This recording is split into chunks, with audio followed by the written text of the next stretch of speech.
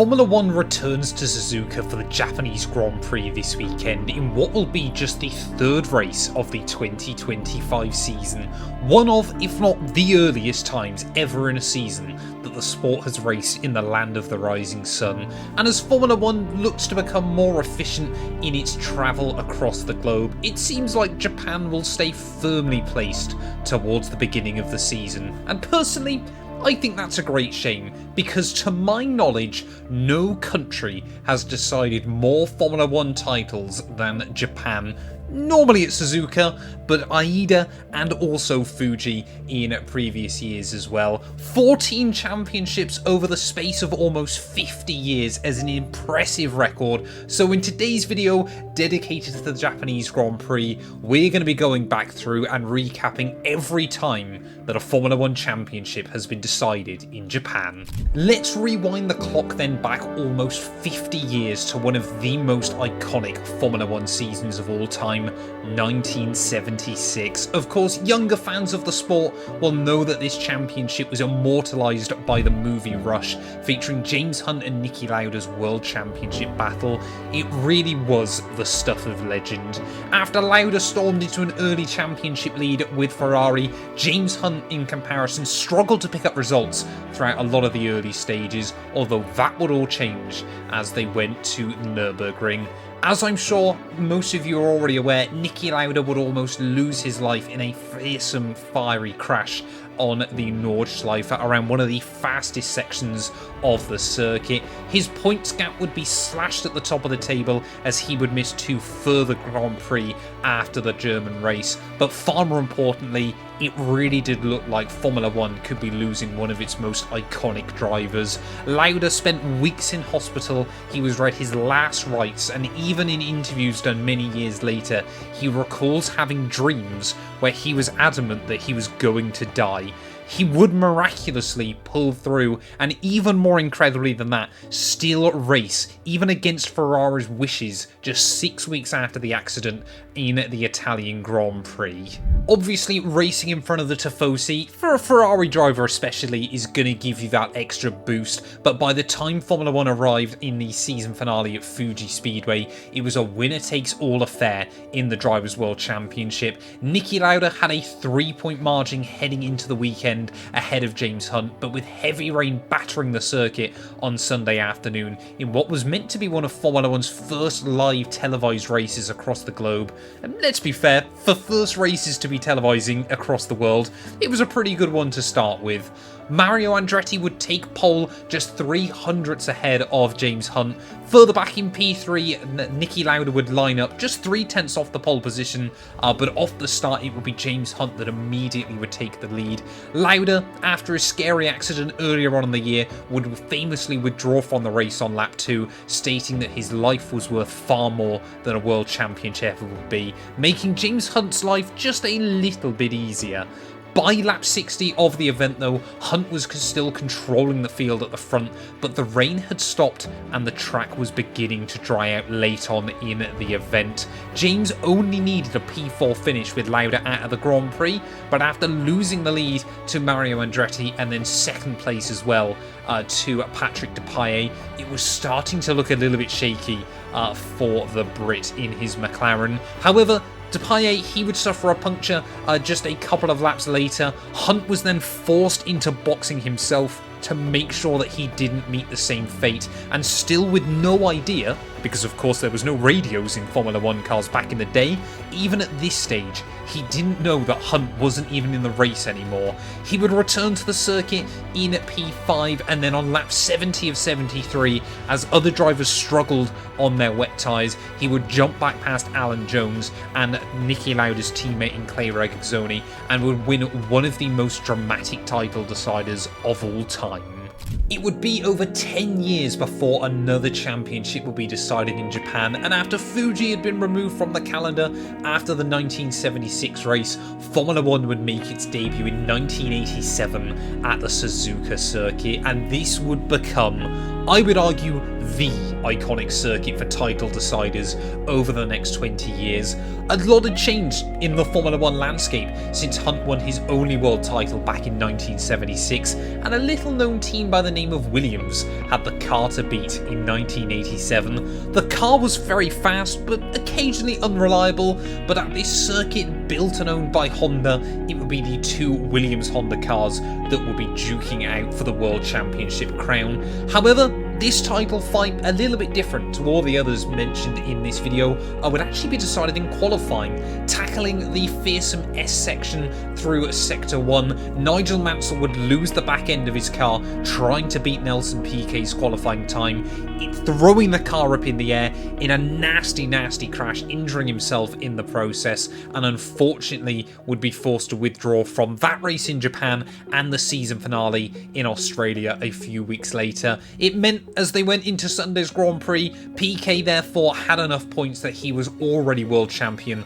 before the race had even begun. But that being said, Suzuka, it did once again decide a Formula 1 World Championship. Formula 1 would be back at the circuit once again in 1988, but it was now a different Honda-powered team battling for glory. Ayrton Senna and Alain Prost had dominated the year in the all-conquering and truly iconic McLaren MP4-4. Japan was round 15 of the season. McLaren had won 13 of the previous 14 races held throughout 1988. Senna would qualify on pole 3/10 clear of his teammate Alain Prost, but would stall at the start of the race.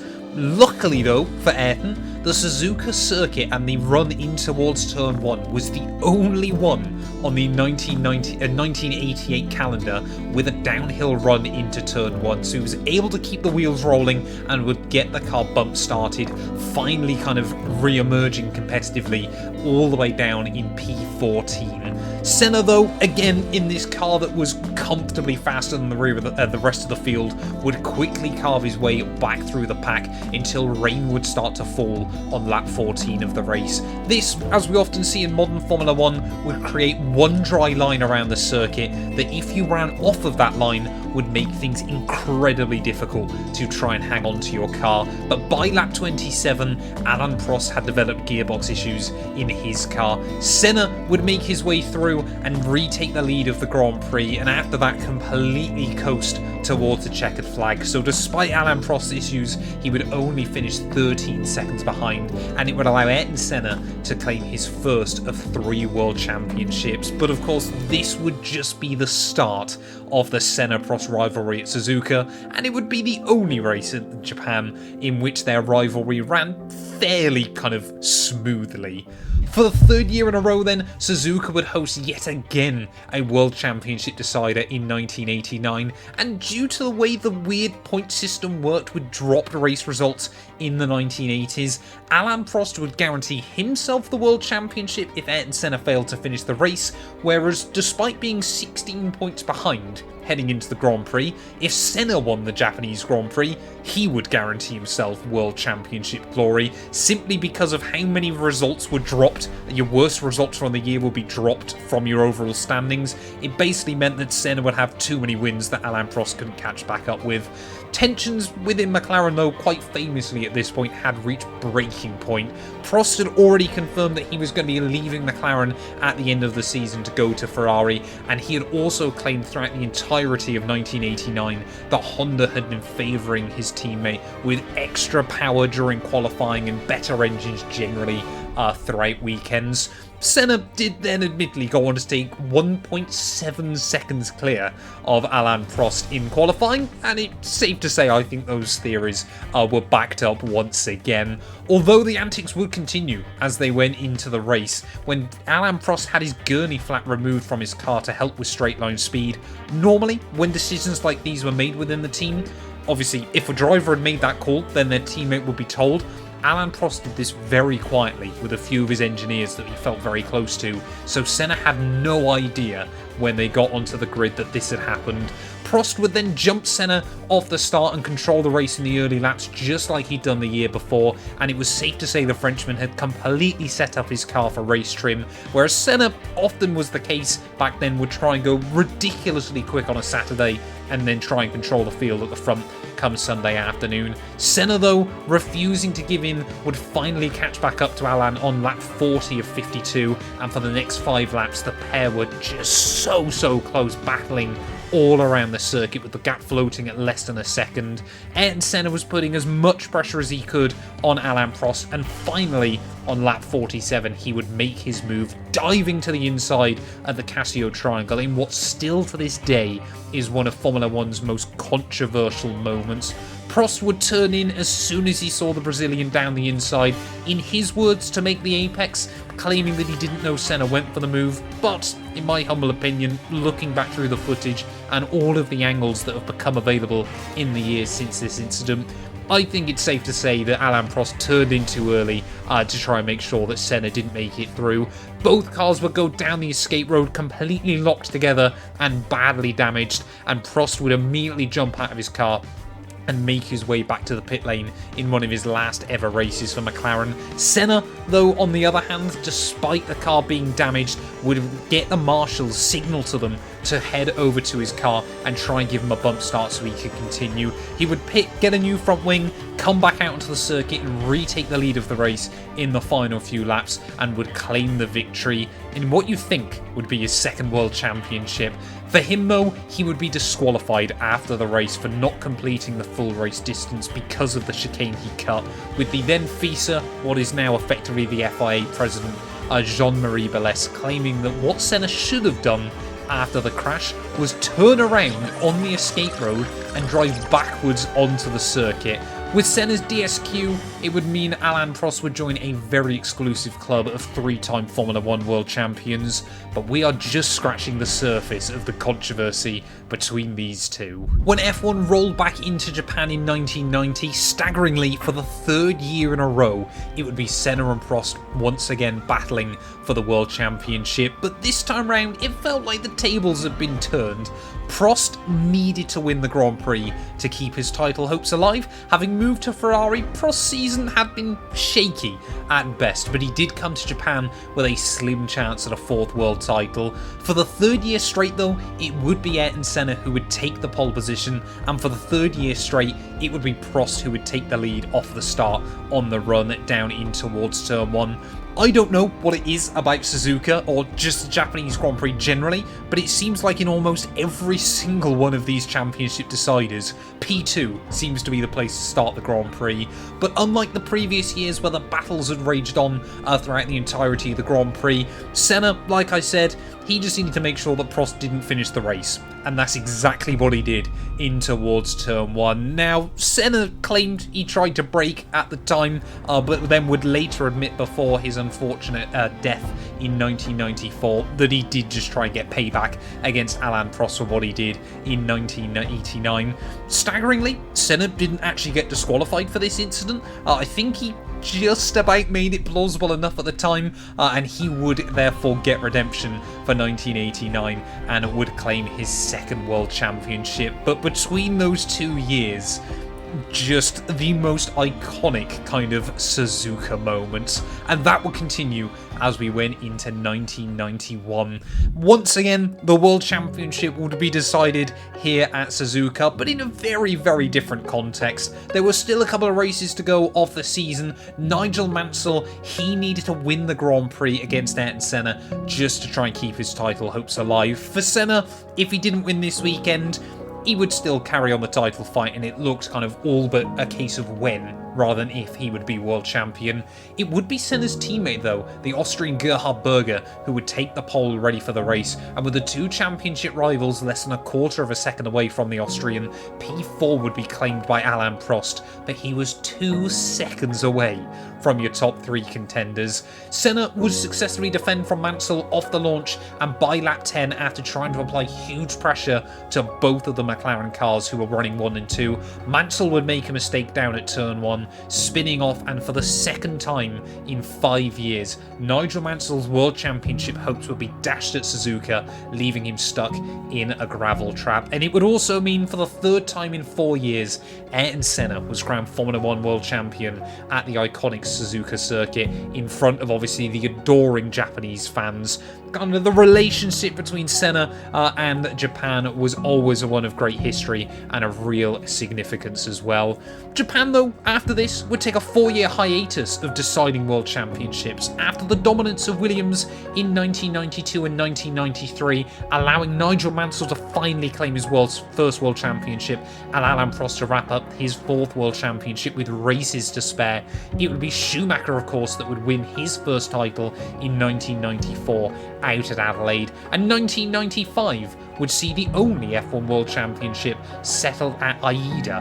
Hosting the Pacific Grand Prix, Aida allowed Japan to host a second F1 event in 1994, and it was a fairly decent success. The circuit wasn't fantastic, it wasn't going to replace Suzuka, but it was great for the Japanese fans to get a second race of the year. Sadly, late on in 1994, there would be an earthquake actually near the circuit, which would damage a lot of the tracks, so the race was shifted to the third last race in the 1995 season. Michael Schumacher, a bit like Senna in 91, had a healthy lead at the top of the World Championship, and once again the Benetton driver would dominate the race ahead of both of the Williams cars. It allowed him to clinch his second world title with 2 races to spare, and really throughout a lot of the 1995 season, Williams should have competed in a much better fashion than they did, but ultimately Schumacher was just a much better driver than Damon Hill and David Coulthard, but they would be the only 2 cars that stayed on the lead lap as the German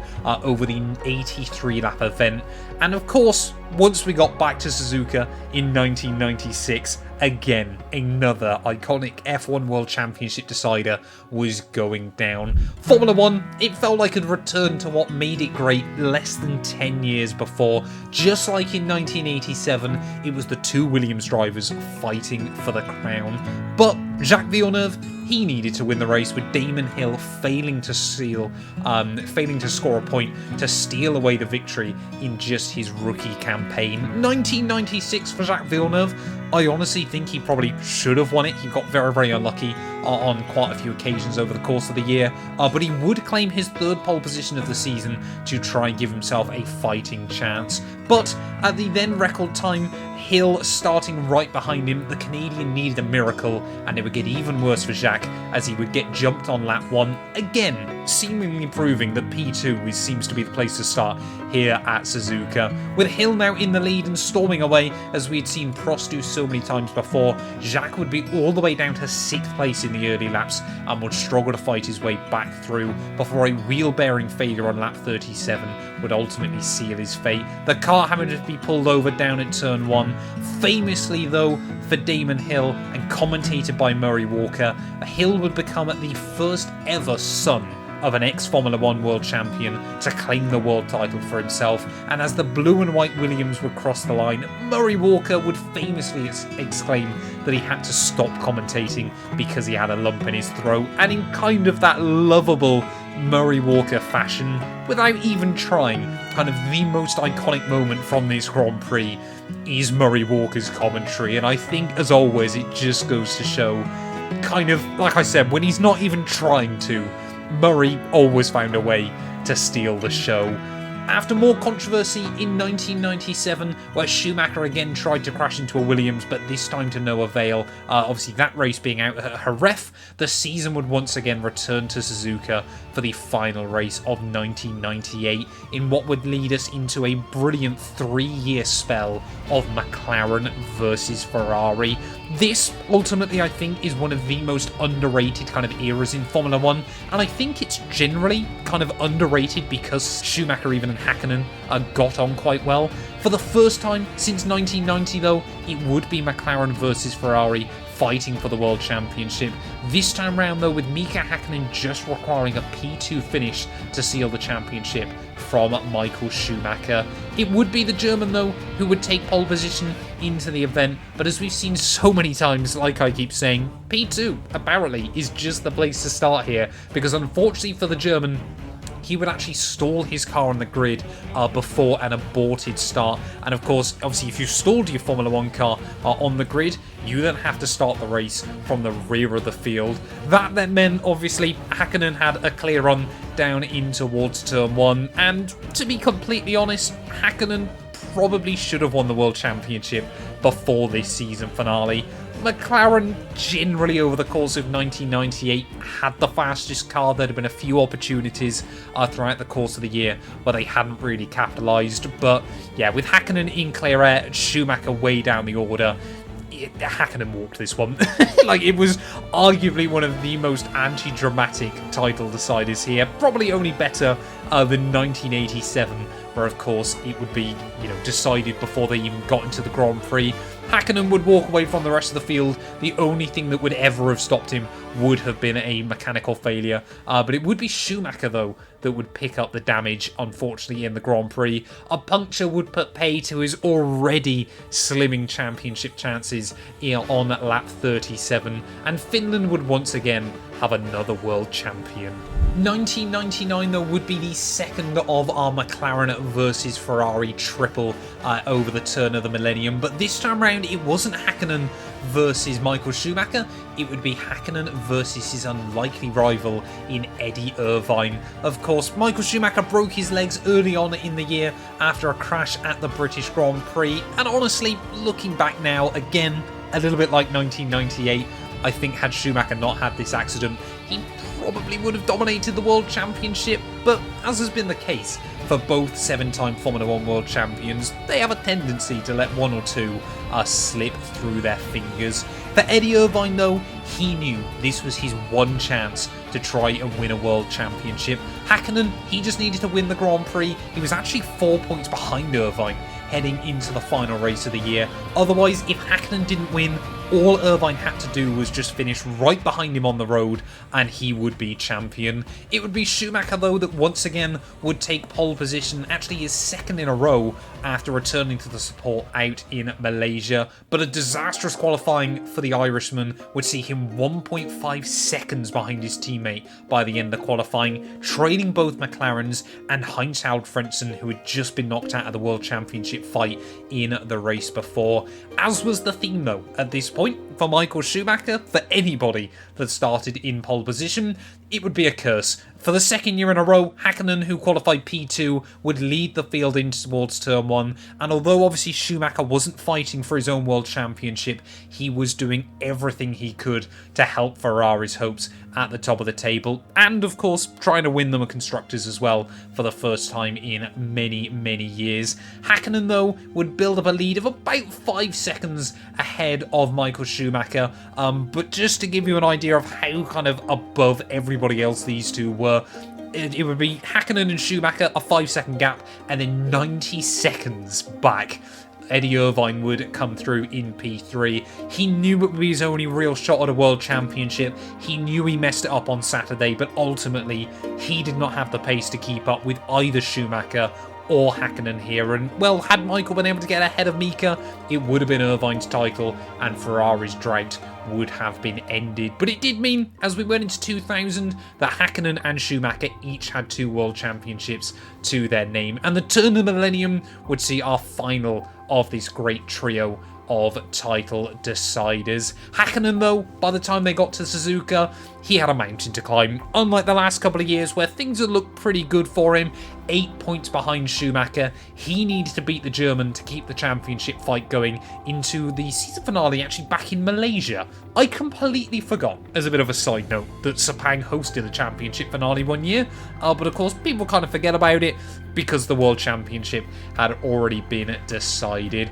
Häkkinen and Schumacher, though, did genuinely run one of the greatest qualifying sessions of all time at Suzuka 2000. I would so recommend going back through and watching the highlights. These two would trade fastest times throughout the entirety of the session, but it would be Schumacher that would steal pole position away by just 9 thousandths of a second from Mika. But again, just like I said, pretty much every Japanese Grand Prix up to this point, Hakkinen would take the lead on the run in towards Turn 1, and again, just like they did in 1999, it would be Michael and Mika pulling away from the rest of the field. Rain was expected though to hit the circuit into the second half of the Grand Prix, and after, like I said, these two just pulled away from the rest of the field, it was really a race that came down to strategy. It always seemed like Schumacher was just keeping a little bit of pace in his back pocket, but after Hakkinen made his second pit stop on lap 37, Michael opted to stay out, try to extend his stint on low fuel and go for the overcut. It would be a defining moment in the World Championship, but after boxing about 1.5 seconds ahead of Michael, by the time the German had made the pit stop on lap 41, it would be Schumacher that would come out just ahead, and as both drivers did just like they had in 1999, they would finish a minute ahead of anybody else. But in doing so, Michael Schumacher and Ferrari finally were world champions. It feels like, say, pretty much every other race so far here, Ferrari had been robbed or something had gone away from them.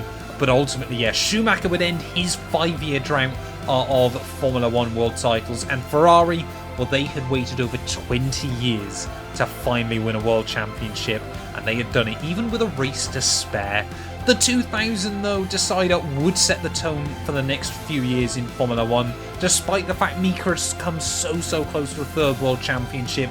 Famously, as I'm sure most of you guys were already aware, Ferrari and Michael Schumacher, they would dominate the sport throughout the early 2000s. 5 straight world championships between 2000 and 2004. But there would be one more time in this era when Suzuka would decide destiny once again. After Hakkinen announced at the end of 2001 he would be taking a sabbatical, McLaren would replace him with another Finn, this time by the name of Kimi Räikkönen. It wouldn't take long before Kimi started to prove himself as a threat at the front of the order. In 2002, despite a fairly weak McLaren car and some quite bad reliability, he would claim 4 podiums in his debut season with the team. But after Schumacher took his record-equaling 5th world title, 2003 was going to be a much tougher year. Ferrari honestly messed up their 2003 car, sandwiched between the dominant of the F2002 and the F2004. The F2003 is often kind of forgotten as a car that basically limped to World Championship glory, especially in an era when Ferrari, I think it's safe to say, often had decisions that went in their favour more often than not. Williams and McLaren completely caught up with Ferrari, and had Juan Pablo Montoya not been controversially disqualified in the penultimate race of 2003 back at Indianapolis, it would have been the second time ever that 3 drivers went into the final race of a World Championship with a shot at the crown, and 3 drivers from 3 different teams as well would have been a first for Formula 1. Schumacher, though, had been very quick on his day throughout the World Championship. He had been dragging that car to results on certain weekends, but reliability and mistakes had meant that despite winning just 1 race in the first 15 of 2003, Kimi Räikkönen came to Suzuka still with an outside shot at the world title. Let's not forget, only one other driver in kind of the last 30 years had won a world title with just 1 race win, and that was a fellow Finn by the name of Keke Rosberg back in 1982. Räikkönen, though, he needed to win the race, with Schumacher failing to score. All Michael had to do was finish 8th place to claim his record-breaking 6th Formula 1 World Championship. And ultimately, things didn't look that great for either of the championship protagonists. Qualifying was a disaster. Schumacher ended up down in P14, Räikkönen with it all to do with a huge opportunity, just like we'd seen from Hakkinen against Irvine a few years before. He would only line up in P8, but it was still looking that the German, especially with Räikkönen down the order, would probably come out on top, especially as his teammate Rubens Barrichello managed to put his Ferrari car on pole position. Räikkönen, though, throughout the early laps of the Grand Prix, would quickly move towards the front of the order, and after David Coulthard led him by without fighting him too hard, they were teammates. Raikkonen was up to P2 by about half distance in the event. Rubens Barrichello, of course, so many times throughout his time at Ferrari had, controversially had to give up wins, had to give up good results and sacrifice his own races to try and aid his teammate Michael Schumacher. But this time round, Ferrari, they needed him to win, as that would obviously guarantee that no matter where Raikkonen finished, it would be Schumacher who would win his 6th World Championship. The Brazilian, he would hang on for P1 in the end. Schumacher, almost a minute away from his teammate, would limp home in P8, so it was actually irrelevant in the end as to whether Barrichello did hold on, but it just made sure that Ferrari were extra safe just in case there. And yeah, like I said, Schumacher, a record-breaking 6th World Championship, often forgotten kind of in this era, but still a huge moment. For Kimi Raikkonen and McLaren, they would have to wait a few more years before they would each taste championship glory. Ironically though, this would end up only working when it was Raikkonen versus McLaren in Formula 1. As we saw more and more races, Brazil moved towards the end of the calendar, Abu Dhabi being added as well towards the end of the 2000s. Our 2 final championship deciders here at Suzuka are very different from the rest, but that doesn't have stopped them having their own similarities. Sebastian Vettel in 2011 and Max Verstappen in 2022, each of them driving for Red Bull, still had 3 more races after Japan to try and each claim their 2nd Formula 1 World Championships in a row. Both drivers would take pole position, but it would be Verstappen that would dominate a wet race in which his title was cemented, thanks actually to a last lap penalty given to Charles Leclerc there. It meant Leclerc dropped from 2nd to 3rd in the race order, and that meant Verstappen just by 1 single point wrapped up the title with 3 races to spare. For Sebastian Vettel, on the other hand, he would finish P3. Ironically, it was the only Japanese Grand Prix between 2009 and 2013, kind of during Seb's glory years, where he didn't win at Suzuka. He won every other race around this venue, and the one he didn't meant that the World Championship was wrapped up. Either way, both Red Bull men would win their 2nd of 4 current and consecutive world titles at the time of recording this. And as for Suzuka and Japan, this will be the last time to date that the country has seen a new world champion crowned. Thank you all so much for watching. If you have enjoyed, please do make sure to leave a like, get yourself subscribed for more F1 stories, and we'll be back very soon with another IRL F1 video.